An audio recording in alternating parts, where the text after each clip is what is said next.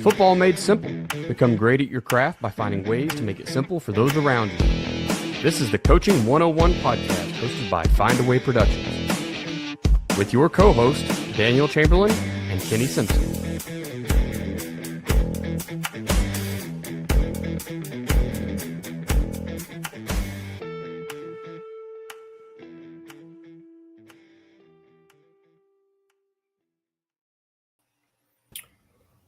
What's up, guys? Welcome back to the Coaching 101 podcast. I am Daniel Chamberlain. That is Coach Kenny Simpson. Coach, I am yet again on the road. I feel like it's become a common thing just to record on the road these days.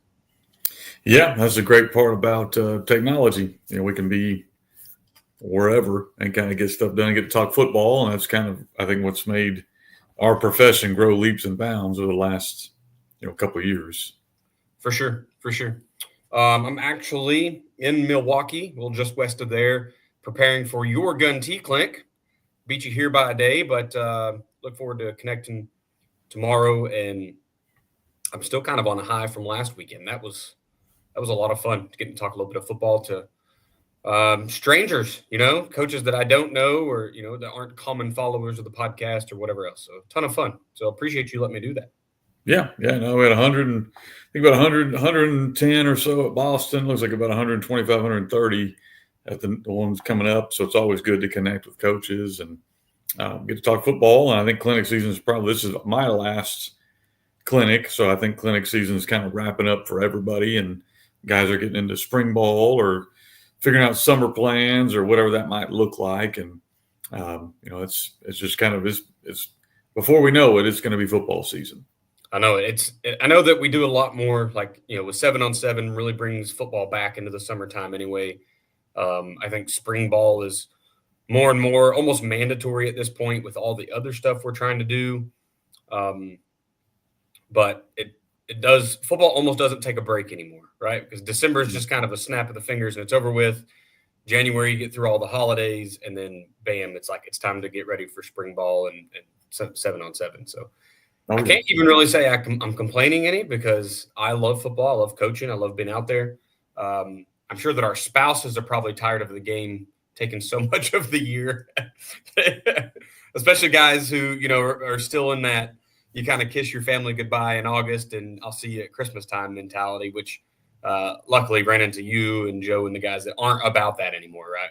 You're trying to be as involved as you can throughout the season. But I bet the wives are pretty ready for football to be done with. Yeah, and that's the kind of the balance I think as coaches we have to have is you don't want to burn your kids out. So if you're a head football coach, you want to make sure it's important and you're getting what you need to get done, and there has to be time. There's no way around it. It's got to be work. Yeah. But if you're burning kids out, you're going to lose retention of athletes. You're going to lose retention of coaches. Eventually, you're going to hurt yourself. So trying to find that balance, I think, has become the key for most coaches. Yeah, the burnout is especially if you're smaller schools like you and I are at, and then the kids are already multi-sport athletes and everything else. So trying to keep their bodies fresh as much as anything, right? Mentally keeping them from burning out. But when you're dealing with kids that are just on the go nonstop, because track season's in Oklahoma right now. I assume it is there as well. They just got out of basketball and we got baseball and track, and man, they're going to be exhausted even if we aren't. So, but we didn't really come to talk too much of that today. Before we get started here, why don't you give us our quote of the week? Yeah, so quote of the week, we're working on Team Themes Volume 5. There are 4 volumes out, is what we use with our own team. And most of them are quotes and then a theme of the week. And so this quote comes from Warren Buffett, one of the richest guys for a while. He's not the singer, so he's the really rich guy. I had to kind of do a little research on that. But anyway, his quote is, the difference between successful people and really successful people is that really successful people say no to almost everything. And that's very hard to do because we all want to say yes. We all want to help. We all want to be liked. But the key is to focus on what's really important and say no to everything else. I'm not sure that you have to live and say no to everything, but I do think that what we see a lot of times is generally those who are really successful are laser focused. They're very good at what they do. They're very guarded with their time. And for a lot of us who want to help people and want to be around it, it's difficult to say no. It's difficult to, do things that matter and not do things that are that don't matter. And I think that's kind of the point of the quote, in my opinion, was figuring out what's most important, focusing on that, and letting everything else kind of fall where it may. That's a really good quote. And I, obviously Elon is kind of taken over as the, everyone sees as one of the smartest guys doing a lot right now, in the news a lot. And he's obviously very, very successful. But that's a story I remember his wife saying, is that, like, he just said no to everybody. Every friend that came over, everybody that wanted his time, it was always no. We're never doing anything. And then he just focused on himself and kind of look what it turned into. So, yeah. And there's balance. There's always balance. I mean, I think that's the hard part of being a coach. It is relational. You can't just tune everybody out. But I do think being efficient is extremely important. And you're going to get us a lot more views bringing up the word Elon. So I'm sure that's probably getting radar somewhere. That's all right. We like views. We like listens and all those good things. So I'll tell you what, let's jump to the ads real quick, and we'll come out on the other side and we'll talk some defense. So if you don't mind, tell us real quick, Coach, how can we simplify football for our staff and our athletes? All right, so you guys that don't know how this works, I know we're live. We're not going to do the ads here. We'll put them in digitally later for the podcast. Jumping right back in here. All right, appreciate that, Coach. We're talking clinic season now. I'm here. You're coming tomorrow. We'll be at the very last clinic. And so, not too much to talk about on the podcast with that, because if you didn't get to a gun tee clinic this year, you missed out. The next one's probably the cruise in January. Jump over and look at the cruise stuff, fbcoachsimpson.com. And then, there is an install coming up, you said, in Ohio, right, Coach? Yeah, absolutely. Clinic season's been great. After this next clinic, we'll have had over 1,100 coaches come to 9 different sites. So that was really, really cool. I think it ended up being almost 40 states. So Hawaii didn't make it. So somebody in Hawaii is going to figure it out next year. But 40 states or so, 40 plus states made it. 1,100 coaches, really cool to connect, watch other guys connect, and kind of form relationships there that'll be able to help them. Like you mentioned, we'll be done by the time this probably comes out. We do have an install. So installs are different than clinics. We go in to a school, myself and Coach Gould, and then we put in the gun tee. And so a lot of it is on the field, watching us work with athletes, and then a lot more laid back between field sessions of, shoot your questions or ask what you want to ask. So those, in my opinion, you probably get more from that than you would a clinic. We only have one of those that's available to the public. We're doing 4. 3 of them are private. They're kind of closed. And then one of them is public. That's going to be in Waynesville, Ohio. That's over at the website if you're interested, or just reach out to me. Awesome. Oh, yeah, that would be really a neat way to get into it, was seeing a full install, because, the drills on paper, just like handing a kid a drill on paper, you'd never hand them, you'd go walk through it. So I think as a coach, it'd be a great way to do it. Sweet, Coach, let's talk about the new books real quick. So I know the Gun Tee 6.0 came out this past year. It's been selling like hotcakes. I watched it trying to sell out there at the Boston clinic. So kudos to you for getting the Gun Tee things. The books are flying off the shelves. Is there any other books we can be on the lookout for? Yeah. Play Caller's Guide is the newest one after the 6.0. And then my wife just finished the cover. So in about 2 weeks, we'll have a new 3-4 swarm. I've been getting hit up by a lot of coaches asking, hey, we need more information on the defense. So finally, pen to paper, got one done.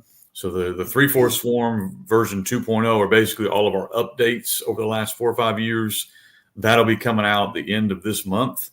It'll be available over at fbcoachsimpson.com. Perfect. Real quick, I want to talk about the Patreon, patreon.com/Chamberlain Football Consulting. If you haven't gotten over there and looked yet, it's a great time to do that. Here's we kind of approach that spring install. That's kind of the next piece I'll be tackling over on the Patreon, is helping guys work through their install schedule. So if you're still needing help with that, holler at me. Like I say all the time, if there's a tier there that doesn't make sense to you, just DM me, email me, whatever. We'll make a tier. I'll create a tier just for you. I'll even put your name on it so other people can join under your tier. And then Headsets Magazine. We got 1 more month of headsets, right, Coach? 2 more. 2 more months. Yeah. So we got that's all free over at fbcoachsimpson.com/headsets. It was cool. We hung out with Chris Haddad last weekend. Daniel and I did, and so he writes for Headsets. A lot of other coaches write for it as well. We got 2 issues coming up. But if you have not ever read it, you can go fbcoachsimpson.com/headsets, and that'll take you to 4 years worth of football content, all free. Yeah, lots of good stuff there. If you need drills or install or how to develop a quarterback, or maybe it's a culture that problem you have, there's every problem just about has a solution over there, and we'll just be adding to. If you'd like to write for the magazine, holler at Kenny and I. Good time to get these last two is a great way to get started. Kind of a low pressure, just write an article. It is written by coaches for other coaches, so we'd all love to have your input. Let's jump into the conversation here, Coach. Hold on, before we get going too far, Daniel, we got to celebrate. I was going to bring a little poof, thing that. Yeah. 100,000 downloads on, which of course we've had more if you count YouTube, but 100,000, really, really cool. We appreciate all you guys that are downloading it. Please help us continue to support the podcast. Our goal is to help coaches. So I think that's really good. Daniel does most of that work, but I did get the email that said we had 100,000 downloads. I thought that was really neat. Yeah, man, it's a big moment for us. We hit 100 episodes. I think this might be our 100th episode, or maybe last one. I can't remember. But yeah, man, to hit 100,000, I mean, it's about 1,000 per episode, right? If you average it all out, which is pretty big in today's world, where there's so many. It's a very saturated market, but guys are still coming to listen to us, and we greatly appreciate y'all. Thanks for we're at almost 7,000 downloads a month now. So that's cool. Wonderful job, you guys staying with us here. Sweet. Question one here. We're going to jump into some defense. I know we talk a lot of offense on the podcast and some cultural stuff. Defense, we're probably lacking here too, like you said on the 3-4 swarm books. So, we're going to talk run fits and primarily how we can kind of add somebody to that run fit. So if you've got a problem area, if someone's beating you up with a certain scheme, whatever, how can you move guys around to get an additional hat? We know what the offense is going to do. They're going to pull a guard. They're going to pull a tackle. They're going to use motion and get an extra dude over there to block you up. Run the quarterback, right? We kind of talked about that last week in our quarterback run episode is, you get +1 with blocking with a tailback. So how are we going to set up run fits in our base here, Coach? Then we'll talk about adding that hat. Yeah, I think that's the first thing you got to do as a DC. I mean, you got to figure out how are you going to do this? How are you going to account for all the gaps you might see? And offenses are constantly trying to add gaps with tight ends or H-backs or, maybe 2 tight ends. So how are we going to fit all of this stuff? So you've got to figure out defensively, what do you want to do? There's lots of ways you can do this. You have some teams that will try to 2-gap. Like they'll try to basically get a defensive lineman that might be able to handle 2 gaps so their linebacker is more free, to run through whatever shows. There's your traditional where essentially every player is assigned a gap, by design, where, a defensive lineman has B gap, the linebacker has A gap, or whatever that might be. But that's the first thing every defensive coordinator has got to think about when they're designing their defense. And then they have to decide, okay, who fits this personnel grouping? Because in today's world, I think you have to have DBs that can fit the run. I think back in the day, you could just play your linebackers and DBs were DBs and they were there to cover. That's great. They got to be able to cover. But as you're starting to see a lot of offenses go into heavier packages, you're starting to see DBs have to become part of the run fit, especially probably safeties. They got to be part of the run fit. So you have to figure out, how am I going to do that? Like, how am I going to ask a DB or a nickel corner or a nickel linebacker, whatever that might be, to play run and to play pass? And so that can become difficult. That's why you got to make decisions there on coverage-wise, what fits with what. I don't think you can play man and have a DB fit the run. That's not going to happen. So how are you making that happen? And then what kind of DBs do you have? Are they going to try to be an edge fitter? Are they going to be a B gap fitter? What are you asking them to fit? I think any defense you design has to start there before you can even get into coverages. And I think that's where a lot of guys can get in trouble, is they start with the coverage end and then they try to make the front end fit that.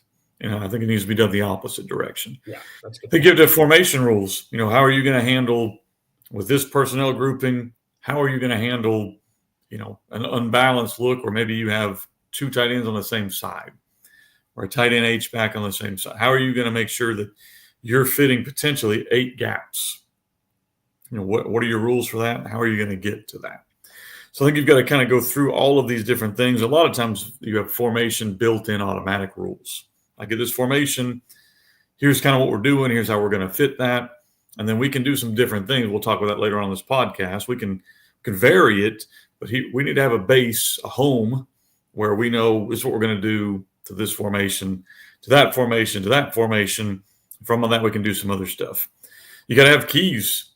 Who are we looking at? Who are we keying? My son is getting recruited by a lot of different schools. We went and visited a school yesterday. They brought him in the film room, talked to him for about an hour. If they want him to play kind of a nickel linebacker or a boundary safety. So the first thing they're talking to him about is what's his run fit look like? Where does his eyes go for the pass?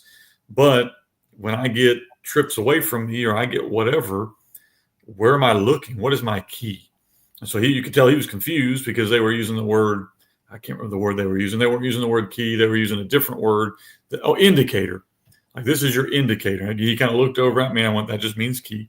It's the same word, but what is your key, indicator, trigger, whatever the word you fit in? Where am I looking as the ball's being snapped? How am I teaching my guys to key? Are we keying the line? Are we keying the backfield? Do different guys have different keys? That's kind of stuff you need to figure out as you're working with run fits, because that's going to decide how quickly we're triggering. If we're triggering off the offensive line, we're going to fit a whole lot faster, a lot faster. If we're triggering off the backfield, you got to teach, am I going to slow play this, or am I going to fast flow this, or am I going to, take whatever's there? So you need to figure that out with your defense. And I mention that because now you're starting to see you got to account for the RPO somewhere. So are you accounting for the RPO with a DB?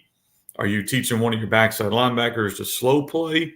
Now you can't just trigger and go, because somebody's got to play, counter, cutback, RPO, all of that stuff that offenses are putting a lot of strain on you.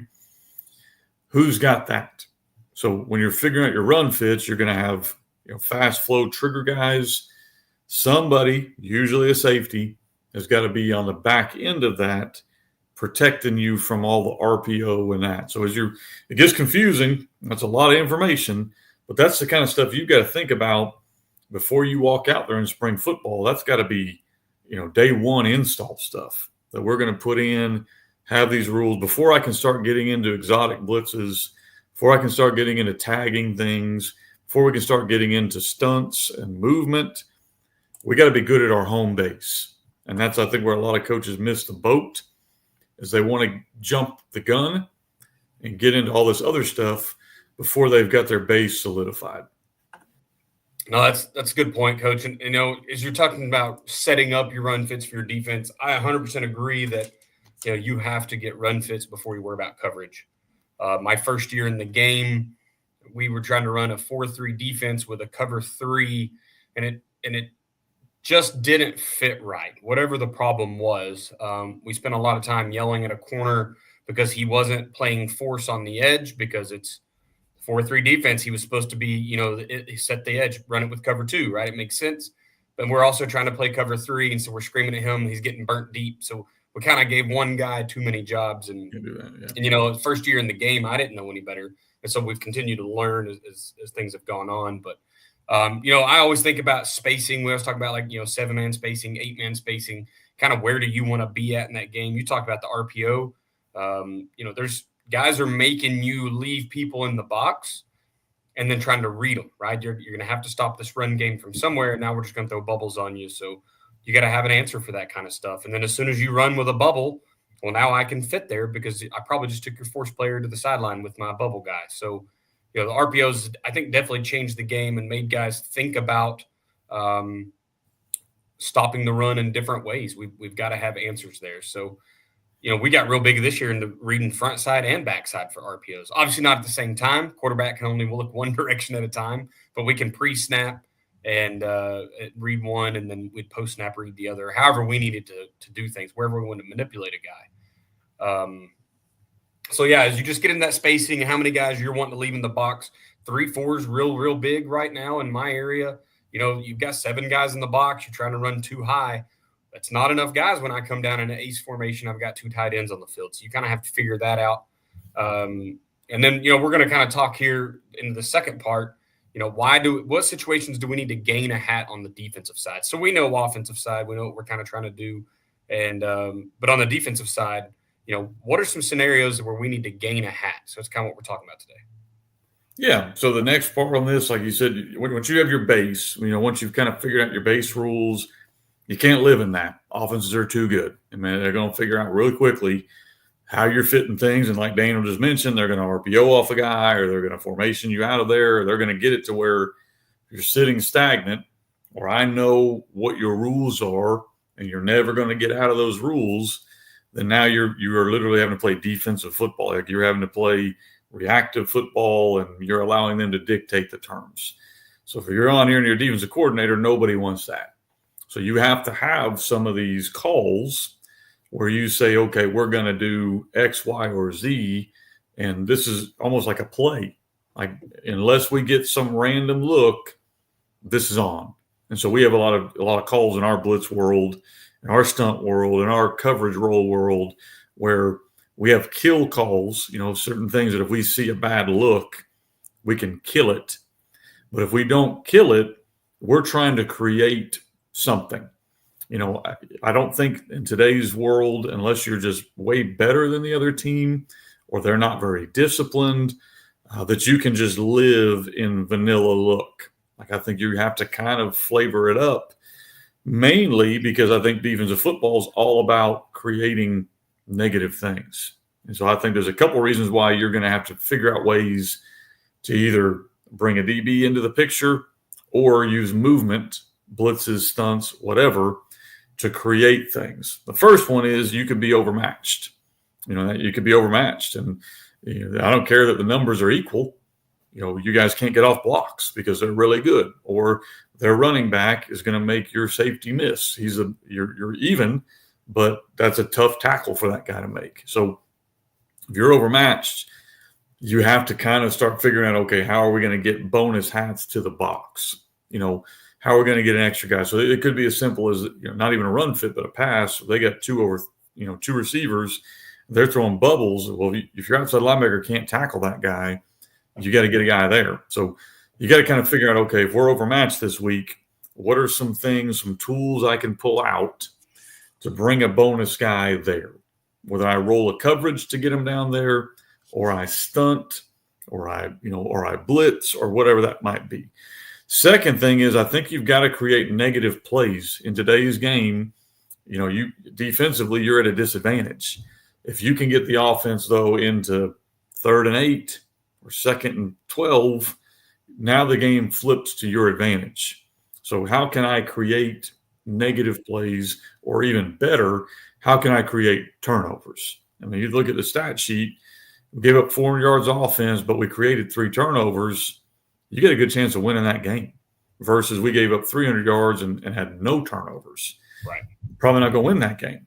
Or, we had great defense, but we were giving up 50% conversion rate on 3rd downs because they were all 3rd and 5s or 3rd and 8s. But now, okay, we're getting them in negative position and we're getting off the field on 3rd down because it's 3rd and 12. It's easy to call defense on 3rd and 12. So how can we create negative plays? Well, the best way to do that is generally getting a bonus player into the box. Bring a defender they're not accounting for who can go make a play, whether that's an unexpected movement like a stunt or a blitz, or bringing a guy they're not expecting like a safety or a corner into the run fit immediately. Obviously, there's risk and reward in that. I think you also have to look for how can I get guys they're not accounting for in the blocking scheme to where they're not accounting for them. So you can do that a couple ways. I mentioned you can roll your coverage and bring a DB who's generally not accounted for, or I can bring a guy from the left side of the field and stun him to the right side of the field. Like probably they're not really accounting for your will linebacker if he's on the left to attack the right. Like he's being accounted for over there, but if I can bring him from this side of the field to the other side, or do the same thing with a defensive lineman, have a defensive end run some kind of stunt. So there's ways you can do this, whether that's stunt, blitz, or bringing extra players. And then I'm a big believer in if you know they have a tendency, especially in a favorable situation, why not bring one extra player, even though it might not be fundamentally sound? Let's say that it's third down. Their tendency is to roll out to the field. Is there a way we could bring a bonus player off of the field? And I know that means we're going to be short to the boundary, but by tendency, they've not really shown that's what they want to do. I think that's something that offensive coordinators like me, we don't have a plan for that. Like, I don't have a plan for you doing something that's unsound, like where you're all of a sudden you're bringing two dudes off the edge. We probably don't have a plan for that. And as a defensive coordinator, we don't want to do that. Like, that's a last resort. Like, you don't, because you are unsound, you're giving something up. Sometimes to stop teams that are really good, you got to do some unorthodox things. And that might be bringing multiple players through the same gap or off the edge. Again, you can't live in that world, but there will come a time in your toolkit where you may need to dig into that to get a big stop. So I think those are the things you have to think about as you're designing your defense. You said something there that is some people almost disagree with, I think, but you talk about the bubble still being in the run fit, right? Like, that is just the modern day triple option, is just throwing the RPO. It really is. And if you're not accounting for those guys in your fits, that's a pretty wide gap that you've got to fit with someone, or that guy can just go out there and block and we can get something to the edge, right? We run a lot of motion type stuff that looks like a bubble RPO for people who do just let them ride. They just want to run cover two with a corner. That's great. We're going to block up your corner with what you thought was a bubble, and here we come with reverse or a toss or whatever it is that we need. You kind of not really honoring that bubble, and now we're going to make you pay for it. So that is today's triple option. Even like in our offense, we don't even call them bubbles; they're run game screen, right? And I took that from Cameron, who took it from Tyler, but that's just what we call them, right? It's just a part of the run game. It's not even really a run pass option to us anymore. Like, we're going to throw it, and it's a screen to us. So people do have to account for that. And then also want to talk about here, situations, if you're just being dominated, if you can't stop a scheme. I know we didn't really kind of talk about that one, but if there's a scheme that's beating you, regardless if you're overmatched or not, you obviously are the king of the buck sweep and have been making people pay for that for several years. That would be yet another scenario why you might need to add a hat. Now, you have to understand that you're going to break your rules. You're going to be a little unsound. And, of course, guys like you have ways to make you pay for that too. But sometimes, it is what it is, right? Like, if you're getting beat and you can't stop play A, you better go all out, stop play A, and then we'll just let B show up whenever it shows up. So let's get to the last part here, Coach. And kind of what we're talking here is how do we stay true to our base? I just said that you're going to have to break rules sometimes, but how can we stay fairly true, even for simplicity of install or simplicity for the kids, because we can't have them getting too chaotic. How can we do all that, but then still gain these defenders where we need them? I think it's kind of similar to how you would handle offense. Is you have a rule, and then we have some tags, the ability to, okay, now, we're going to run twist, or whatever we're going to call that, where now this guy has B gap and you have C gap. Like, we understand what gap we fit. We understand how we read that. We understand now we're going to go ahead and switch you to, or, we may be decide we're going to have different words that move a player one gap over or two gaps over. Like, we say, like, we have a word that moves our guy, from B gap to A gap. And then we have a word that will like long stick him, or he'll go over two gaps. So you have to build in that vocabulary and that terminology where your guys understand what we're saying. And it can sound confusing because of a defensive coordinator or the coach, you got all these terms you got to learn. But how can we make it where our kids only have to learn maybe 2 or 3 or 4 of these, where they only have to learn a couple terms that talk to them? That's why when you hear like John Gruden with these play calls, to the quarterback, that's super confusing. To the coach, we're going, my goodness gracious. Why do they do that? Because an NFL player may pick up a dude on Wednesday and he's got to play. So they got to have words that talk to every single player. So I think that you don't have to go to the extreme John Gruden's going to, but you do need to go to where I do have a word that talks to this guy, or maybe these 3 guys or these 4, whatever that might be. And everyone else is taught to ignore that. Okay. I think it's important that you can use movement. You can use movement. I think that unless you are dominant, you're going to have to move your guys. You can't give the same picture every snap. You saw probably the last really good defense that did that was the Buccaneers probably 15 years ago when they sat in 4-3 cover 2. Of course, they had, best inside linebacker. I can't remember his name, but he would run Tampa 2. That's why it's called Tampa, because that linebacker, that Mike, could cover deep and could make tackles in the A-gap. Well, not many people have that guy. And even if they do have that guy, you don't see defenses that really at any level sitting stagnant. Like they're moving constantly. So what are your tricks, tools, words that you move different guys? You're going to have that kind of stuff. You're going to have to switch up gaps and responsibility. You can't have a guy who's always going to be responsible for B gap, because as an offensive coordinator, I figured that out pretty quickly, and I can RPO off that guy. I can influence block that guy. I can let him take himself out of the play if I know what he's doing every single time. I think it's important to have a base. That's what we started the podcast. You got to have a base. You got to have rules. You got to be good at that stuff. Once you've done that, you got to have the ability to move people. I think that's important. I think rolling coverages is really important with RPO game, with run fitters, with formation issues. You've got to have the ability to bring defensive backs into areas of the field to take things away. You don't have to roll a DB for run. You could roll a DB to take away the RPO. You could roll a DB to take away the bubble screen. You could roll a DB to take away, the inside run. But you got to have the ability, because most defenses now, depending on where you play, but most defenses now are a 4 or a 5 DB shell. Well, you're going to have the ability to bring at least 2 of those guys if you're a 5 DB, and at least 1 of those guys if you're a 4 DB, to get you even. So you're going to have that terminology where I can bring a DB to take away what they're trying to do best. So I think that's important. And then a big one for me is, Daniel mentioned it, you start breaking rules or doing things that kind of go against rules. We're going to try to limit that to 1 or 2 players. Like 1 or 2 players have to learn this or that, but we don't want to make every kid learn every single thing. And I think that's where verbiage, the ability to tag, that's where that stuff comes in.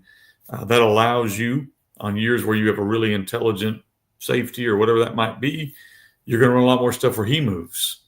And on years where you have a really intelligent inside linebacker like a Mike, maybe that's the year you highlight him moving. Because there's times, I'm a big believer, you better coach to the lowest IQ on the field. So I don't think you can be giving guys a ton of this verbiage stuff and they're going to slow down or not know it. So I think you have to be able to vary it up year to year on who moves. We would love to move everybody. We need to have the ability to move everybody. But you got to make sure that you're moving the guys that understand what they're trying to do. Yeah, there's especially when we start remembering that we have to counterpunch whatever the offense is giving us anyways. I know there's some defensive guys out there that are very, hey, we're going to do what we do. That's fine until the offense puts a couple shifts and a motion and they're, pulling 3-4 people at a time. Like, you can do what you do all you want to, but if they can start taking advantage, you have to remember your kids are out there just playing read and react football. So, asking some kids to do too much will definitely just put you in a hole regardless. So, great point. Yeah, I think you really tackled all the good ones there on how we can stay true and still game that defender. I'm big in like cover 0 blitz, which is another coverage. But if you're already a cover 1, cover 3 team, you're not adding that much. That free, your guys have to know, like, we can't get beat inside anymore, right? Where's your help at? You don't have help anymore. You're all on an island. So it's a little bit different teaching probably than how your guys are playing cover 1 right now. But that's I think would be a pretty easy install to be able to bring that free safety in the fit. If you are a cover 2 team, having a way to switch off the backside. So maybe it's a split field situation where you can run some kind of a cloud look or something and just let that DB get deep by himself. so that tall, the safety that's setting up high, he can roll down and be in the fit. So there's coverage options you have there, I think. Once again, start with the run fit and then kind of figure out what your kids can do coverage-wise while staying true. I think that's going to be your best bet. Coach, I think it's we've already gotten all the way down here to what not to do as a coach. We cooked right on through it today. So why don't you tell me what our lesson is for the day? Yeah, I want to start off too. We're going to put this out as a podcast. If you're getting to listen to it live, which it looks like we got a decent little crowd here, appreciate you guys doing it. But lesson for today on what not to do is, I think as a defensive coordinators, don't get beat inch by inch. I think that I don't know if there are, and again, I don't know who you're playing, and I don't know your situation, so you got to take that into account. But if you're playing against good teams, or the field is kind of equal, I'm not a big fan anymore of being super, super conservative. Like, I don't know if that's the best way to go about it, is to lose inch by inch. Like, okay, we're going to play off coverage and rally and tackle guys. And in the front, we're going to, if you want to run the ball for 4 or 5 yards, we're going to be okay with that. Now, hear me clearly. There are some teams that is exactly what you need to do. If you're playing a team that's not disciplined, or you're playing a team that hasn't shown they have the ability to do that, it's probably not a bad idea. I'm talking about when you're playing like these elite offensive types of teams that you're going to have to beat, to win championships. Like those types of teams, they're too good to win inch by inch. You're going to have to change the picture and create negative explosive plays. That's the way the games are won now. If you have a massive talent advantage, or like I mentioned, they're not very disciplined or whatever, obviously be smart. But if you're playing a team that's pretty efficient at what they do, you're going to have to get them behind the sticks. You're going to have to get them in unfavorable situations. And you're going to have to do things as a defensive coordinator to create opportunities for your kids to have turnovers, negative plays, all of this stuff. The days of kind of sitting back and hoping a kid makes a play, those really aren't there. Again, unless you have a ton of talent. If you do, then just run your base. But I will say this, kind of as we kind of end here, I think you better be great at your base. But I think once you've got there, you're going to have to add different tools. The offenses are getting too good for you to sit back. If you read our first 3-4 book we put out, that was only 5-6 years ago. It wasn't that long ago. And that was our philosophy, because that's what we were seeing, was we were able to play. We would bring pressure and we would do things, but our basic philosophy was keep everything underneath us, make them earn it. Well, in just 5 or 6 years, the game has changed to now where you're elite, you're good teams.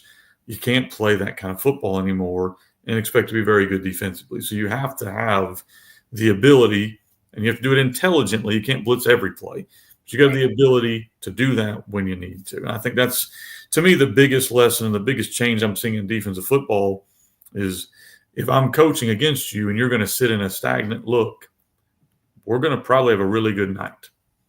But if you're giving us problems in different ways, we might still have a good night, but we're going to have to earn it a little bit more. And I think that's kind of what you want. For sure. Awesome. Well, Coach, as always, great points. For all you, it's like, we got a bunch of people watching. So thank you guys for jumping in today and watching this episode. Like Kenny said, we will release this as a podcast here in the next, I think it's about 2 weeks out now. So if you missed any of this stuff, you can go back and watch it there or listen to it over on the podcast. Appreciate you all for 100,000 downloads, man. That's amazing. It's a really good spot for us to be in as the podcast continues to grow. I want to mention our sponsors, Ace Sports. If you didn't listen to the ads earlier when we recorded them, or if you haven't heard them yet because you're watching live, remember that Ace Sports is kind of your go-to place for the cheat code and big ticket fundraising, right? Ace Sports is going to be doing boards for you, help you get into the ad revenue game, and that's you get into that, kind of passive income, really, right? You do a lot of work up front. You let that board make you money over the next 7 to 10 years or forever. So holler at the guys over at Ace Sports. I'll actually be in Kentucky here in just a couple weeks. I think I'm 14, 15 days out. If you're going to the Kentucky Athletic Director Association, whatever their big meeting is there in Louisville, I will be live there hosting the podcast, talking to some coaches out of Kentucky. some athletic directors and such. So should be a great time. If you're a Kentucky coach listening now and you want to come say hi then, come on by. I'd love to shake your hand and go get a beer after, whatever. So I think that's that Thursday afternoon. We'll kind of be able to do a little bit of socializing. Outro here. We talked about the books earlier, the books Coach Simpson's putting out. So jump over to fbcoachsimpson.com. Go check out all the books he has for sale. He's got stuff that'll help you from whatever aspect of the game you're needing to learn, whether it's just organizing your stuff in one of the workbooks, if it's learning an offense and a defense, and those books do that. If it's learning how to coach, One Play Many Ways is a great book to get started. That's, kind of the basis of my tagging system. So it's just get into that book and understand that you can do one thing a lot of ways. I was pretty impressed, by the way, at Boston when I got to be a little H-back out there, a wing, as you might call him, and running. We ran, and you guys will see it if you're over at the Milwaukee Clinic tomorrow and Saturday. You'll get to see it there as well. But we just lined up in one formation, and we only ran buck, and we ran it 20 different places, and the ball was spread all over the place. So great system over there at fbcoachsimpson.com. Go check out the Gun T offensive football system. Social media-wise, you can find me on Twitter or /X at Coach Chambo OK. You can email me at chamberlainfootballconsulting@gmail.com. And then, of course, I've got the patreon.com/ChamberlainFootballConsulting. If you need help doing anything from graphics, schedules, rosters, I only learned this year that there was a football coach going to pay like $100 or something.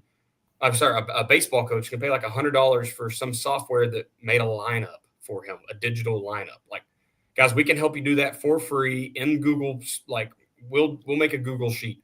We'll make it decorated and look great for you, okay? Whatever it is that you need, patreon.com/ChamberlainFootballConsulting.